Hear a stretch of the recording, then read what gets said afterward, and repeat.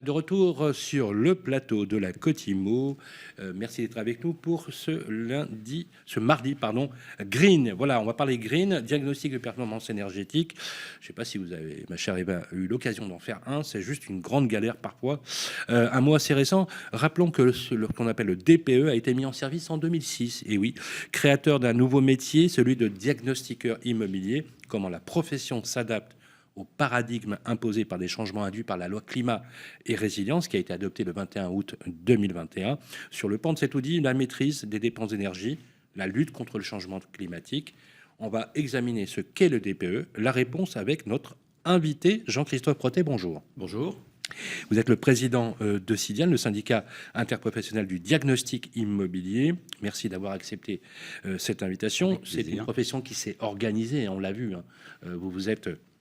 Vous avez beaucoup évolué sur ces dernières années grâce à ces lois qui vous forcent, dans une certaine mesure, parfois vous contraignent d'ailleurs, à vous adapter. Rappelez-nous, s'il vous plaît, avec le calendrier dans lequel nous sommes entrés, qui n'a échappé à personne, quelles sont les nouveautés qui font que ce nouveau DPE, le diagnostic de performance énergétique, est plus contraignant pour les diagnostiqueurs que sa version antérieure, en sachant qu'il y a eu un petit couac, vous le savez, 1er juillet. Voilà, tout de suite, Emmanuel Wargon retire le DPE en nous garantissant que ceux qui l'ont, 80 000 DPE quand même concernés, vous serez remboursés, pas de souci. 1er novembre, nouveau DPE, voilà, qui intègre notamment les matériaux composés des immeubles avant 1975, si je me souviens bien. Bilan, ce nouveau DPE opposable. Alors, si on revient un peu à la genèse effectivement du DPE, c'est important. Donc le DPE, comme vous l'avez évoqué, c'est une des pièces maîtresses du volet habitat de la loi climat et résilience. Donc il est parti. Alors qu'est-ce qui a changé par rapport au DPE précédent? Donc le DPE précédent, vous l'avez rappelé, a été créé en 2006 et il avait une valeur informative. Ce nouveau DPE, donc non seulement les pratiques ont été unifiées. Avant, vous aviez une douzaine de DPE qui fonctionnaient sur des modèles différents. Maintenant, il y en a un et un seul. Donc c'est important, référence unifiée. Il est opposable, donc à savoir que le diagnostiqueur et le propriétaire engage sa responsabilité dans la production et dans la mise à disposition, dans la vente ou la location pour le propriétaire de ce diagnostic de performance énergétique. Ça veut dire que ce DPE a été doté d'un effet de recours juridique. Absolument. Et ça, c'est vraiment une arme. Ah bah c'est une arme, et alors c'est pas une contrainte, à la limite, ça revient à professionnaliser le métier du diagnostiqueur, mais effectivement, un DPE est fait de manière très professionnelle, parce que ça engage la responsabilité du diagnostiqueur et derrière du propriétaire. Et de surcroît, ce nouveau DPE, il est contraignant. Il est contraignant parce que, il y a 4 dates clés qui sont en fait le 1er janvier 2023, où les loyers des biens étiquettes F et G sont gelés. À la même date, les super passoires énergétiques, donc qui sont les étiquettes G les plus pénalisées, vont être interdits à la location. Au 1er janvier 2025, les étiquettes G sont interdites à la location, et au 1er janvier 2028, les étiquettes F, sont interdites à la location.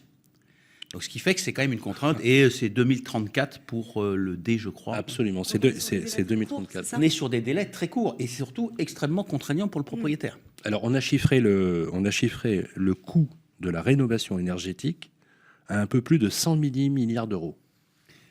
Alors, chiffres... Ouais. Alors, c'est le chantier du siècle. C'est le chantier du siècle. Dans ce pays, les Français n'arrivent pas à se loger, mais ça, je vous apprends rien. Il y a plus de 4 800 000 passoires énergétiques estimées d'après le ministère. La FNAIM dit qu'il y en a 12 millions. Enfin bon, ouais. On ne sait déjà pas se loger puisqu'on n'arrive pas à trouver des biens à la location. Et on a une loi qui va retirer 5 millions d'appartements qui ne se sont pas rénovés, parce qu'il faut quand même dire que les propriétaires ont l'obligation de faire les travaux, de refaire passer un diagnostic pour qualifier la lettre énergétique. Est-ce que tout ça vous semble crédible? Alors, si vous raisonnez effectivement sur le volet social, parce que c'est vrai, évoquiez les chiffres. Alors, nous, on est un peu plus modéré. On considère que c'est pas 4,8 millions, mais on est plutôt autour de 6 millions. Ah d'accord, donc, donc voilà, la FNAIM dit c'est 12, le ministère dit c'est 4,8 millions, et vous dites c'est 6. Et nous, avéré par des études statistiques. C'est le jugement de Salomon. Non, c'est simplement une étude statistique qu'on a menée sur les diagnostics qu'on a pu faire depuis le 1er septembre. Mais Jean-Christophe, il y a combien d'unités réellement concernées, quoi? C'est un vrai sujet. Oui, non mais alors, nous, notre position, c'est qu'il y en a aujourd'hui 6 millions. 6 millions. Et En étiquette, 4,8 millions. en étiquette F et G. Voilà. D'accord. C'est ce qui est quand même 1,2 million de plus que ce qui était estimé par le gouvernement. Alors, effectivement, d'un point de vue social, c'est extrêmement contraignant, mais vous l'évoquiez en introduction, on est quand même dans une problématique de réchauffement climatique qui est avérée. Donc, qu'est-ce qu'on fait, effectivement? Est-ce qu'on retire cette loi climat et résilience en se disant le volet social va primer, ou est-ce qu'on la pousse, mais bien évidemment en conciliant le volet social et cette loi? Et pour ça, c'est le financement. Moi, je ne vois qu'une seule solution pour avancer, c'est qu'effectivement, il y a des dispositifs de financement qui soient simples, abordables, efficaces, et qui permettent de faire de la rénovation énergétique. Et vous faites des propositions dans ce sens-là, justement? Alors, sur le financement, ce n'est pas forcément notre métier. Nous, on fait des propositions sur le DPE en tant que tel déjà, parce qu'on en parlera peut-être très vite, mais c'est vrai qu'il y a eu un démarrage très chaotique de ce DPE. Vous avez évoqué les séquences. Donc, il y avait des choses à faire, Il y avait, tout de même. il y avait beaucoup de choses à faire. C'est-à-dire qu'en fait, l'administration... La récolte de l'information. Voilà, l'administration a subi la pression du politique. C'est normal. Oui. Elle est faite pour ça, l'administration. Et le oui. politique voulait effectivement pousser la loi climat et résilience et les décrets en conséquence. Et ça a été sorti de manière catastrophique. Et aujourd'hui, on a encore des scories. Alors, il y a, vous avez vu dans la presse la semaine dernière, des articles de 60 millions de consommateurs qui disent c'est un cataclysme, c'est une catastrophe. Je dirais il faut un peu modérer ces propos-là. Ce qui est vrai aujourd'hui, c'est que après 9 mois, techniquement, le diagnostic de performance énergétique est... Lequel? Celui du 1er novembre ou celui de... Non, celui du 1er juillet. Du 1er juillet transformé au 1er novembre. Voilà. Entre le 1er juillet et le 1er novembre, ça n'a pas été une réussite. Ça n'a pas été une réussite. Ça n'a pas été une réussite. Mais Le aujourd'hui, on chef peut de- considérer... Le chef de service qui était chargé au gouvernement de s'en occuper, bizarrement, il n'est plus là. C'est vrai. Voilà.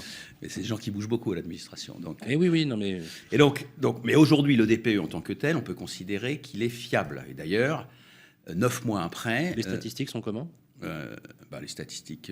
C'est-à-dire que les volumes de DPE, il n'y a pas eu de... les volumes de DPE, c'est ce que j'ai évoqué tout à l'heure. On est au-dessus de ce qui était prévu. Oui. Voilà. Mais techniquement, on peut considérer que le diagnostic de performance énergétique aujourd'hui est à peu près fiable. Il y a eu d'ailleurs une validation définitive qui a été faite en mai, soit 9 mois après la sortie du DPE, ce qui est quand même pas forcément extrêmement professionnel. Le problème, c'est que il y a un manque de fiabilité, non pas par l'outil, mais par les pratiques. Et en particulier, sur le point le plus important, c'est la saisie de l'information. Puisqu'un DPE, en fait, vous rentrez de la donnée. Qu'est-ce que vous avez comme type de chaudière? Qu'est-ce que vous avez comme type d'isolation? Qu'est-ce que vous avez comme type de ventilation? Donc, non pas la collecte, comme je le disais, mais la saisie Alors, de l'information. c'est la collecte, vous avez raison. La collecte et la saisie. Non, c'est pas la non, vous avez raison, c'est la collecte. C'est la collecte de l'information. Alors, la collecte, en fait, elle est liée au fait que le propriétaire n'a pas encore intégré l'importance de son DPE. Donc, il fournit au compte-gouttes l'information. Alors, ce n'est pas une généralité, mais c'est quand même avéré. Et de surcroît, le diagnostiqueur n'a pas encore compris lui aussi l'importance. Et donc, il ne va pas réclamer à corps et à cri l'information. Ce qui fait que vous avez des trous dans la raquette. Et par exemple, sur le type d'isolation, si vous dites plutôt que c'est une isolation, je dis n'importe quoi, qui fait 10 de laine de roche et c'est pas 10, c'est 20 de laine de verre, ou inversement, vous avez des résultats qui sont extrêmement contrastés. Donc il faut d'abord, première étape, sensibiliser à la fois le diagnostiqueur et le propriétaire et fiabiliser la collecte de l'information. Et à partir de là, on aura des DPE qui seront fiables et qui permettront d'avoir une vision unifiée. Puisqu'aujourd'hui, on dit, oui, vous faites ça par 3 diagnostiqueurs, il y a 3 résultats différents. Mais déjà, si on règle ce problème de collecte de l'information, si on fait, et nous on milite beaucoup pour ça, si on fait signer le propriétaire, ça l'engage encore plus, en lui disant, vous avez transmis l'information, et vous signez. C'est pas le cas C'est pas le cas actuellement aujourd'hui. C'est pas le cas. Donc on engage le propriétaire beaucoup plus. Et donc on pense qu'on aura effectivement un diagnostic de performance énergétique fiable, efficace. Ça n'enlève en rien la problématique effectivement du nombre de logements étiquette F et G. C'est un autre débat. Alors justement, on a posé la question aux Français, justement par rapport à ce caractère, on va dire, un peu aussi laborieux de mise en place de ce DPE, et on a posé la question sur l'utilité du DPE. C'est une source de Harris Interactive qui a été menée en février 2022, vous la connaissez peut-être. Oui, le DPE est jugé plutôt utile par 39% des Français et très très utile par 47%. Donc on voit bien qu'il y a, on va dire, pas trop de débat sur l'utilité. En tout cas, elle n'est pas remise en question par les utilisateurs eux-mêmes. On vous reproche souvent, parfois, dans vos métiers qui se sont construits, la fiabilité des diagnostics, la formation. Il y a eu une publication, je ne sais pas si vous vous rappelez, dans 60 millions de consommateurs de ce mois-ci, de fustiger la qualité du diagnostic de performance énergétique. Vous êtes parfois attaqué de façon injuste, il faut le dire en grande majorité, puisque je connais bien votre secteur.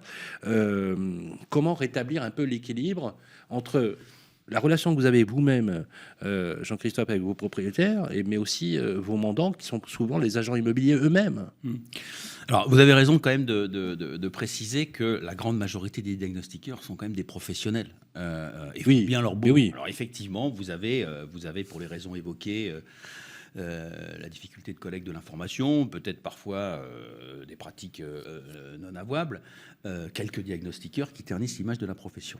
Mais il faut traiter ce problème-là. Donc vous l'évoquez, c'est formation, mais au-delà de la formation, il faut mettre en place un système de surveillance. C'est très important. Aujourd'hui, on travaille en boucle ouverte. En mode commission de discipline, par exemple ? Non. Il faut, de manière aléatoire, pouvoir contrôler la production d'un diagnostiqueur.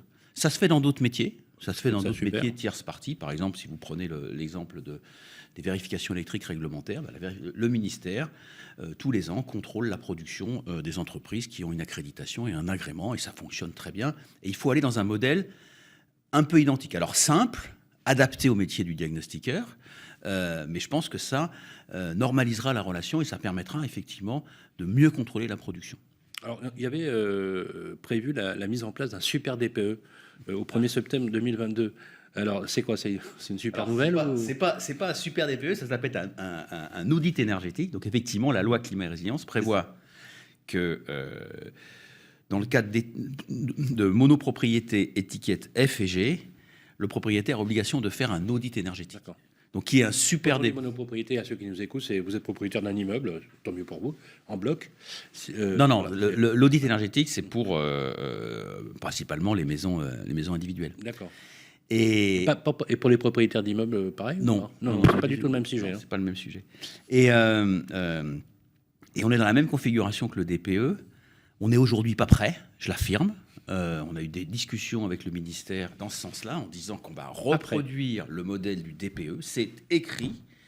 Néanmoins, le gouvernement a confirmé la date de sortie de l'audit énergétique au 1er septembre.